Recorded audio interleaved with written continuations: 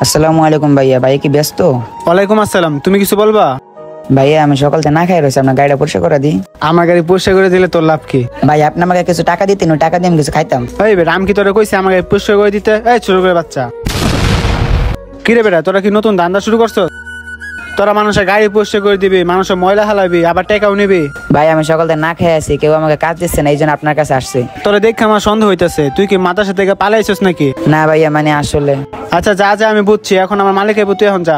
ভাই আপনি আমার সাথে এমন করতেছেন কি লাগে? আপনি আমাকে 20 টাকা দেন, আপনার গাড়িটা পরিষ্কার করে দিই। দেখ ভাই, তুই যদি আমার গাড়ি পরিষ্কার দেস না, তাহলে আমার 1000 টাকা পাবো না।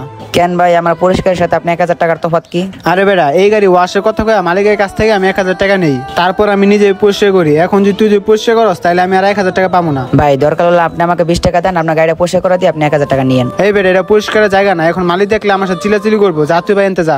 আরে নয়ন, তুমি এই ছেলেটাকে ধাক্কা কেন দিলা? আরে স্যার, এই ছোট করে বাচ্চা আপনার গাড়িতে হাত দিছে, আপনার গাড়িটা নষ্ট করে ফেলছে। কি বললা? তার জন্য কি এই ছেলেটাকে এভাবে করে তুমি ধাক্কা দিবা? ও যদি পড়ে গিয়ে ব্যথা পাইতো তখন কে দায় নিত বলো? স্যার ওকে আমি অনেকবার বলছি, আমার কথা শুনতেছে না। এখন আমি কি করবো স্যার বলেন? আচ্ছা ঠিক আছে, চুপ থাকো। ভাইয়া কি হয়েছে তোমার? তুমি আমাকে বলো, গাড়িতে কেন হাত দিছিলা? স্যার আমি সকালতে না খাই আসছিলাম, বাইরে বলছিলাম আপনার গাড়িটা পরিষ্কার করে দিই, আমার 20 টাকা দেন, আমি কিছু খাবো, আমার অনেক ক্ষুধা লাগছে। কি বলে ছেলেটা এসব?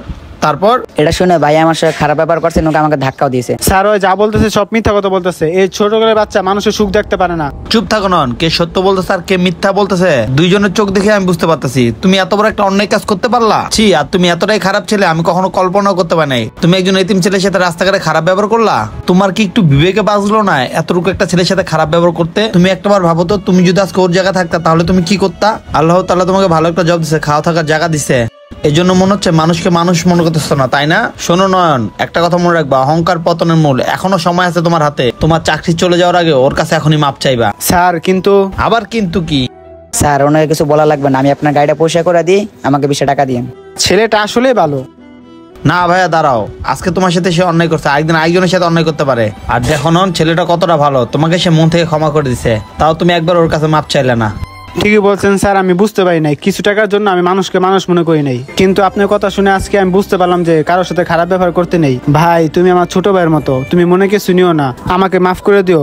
এই ধরো, এখানে 100 টাকা আছে, তুমি কিছু কিনা খাও। না ভাই, আমি কাজ কাম না করে কারো টাকা পয়সা নিব না। ছেলেটা টাকাও নিল না।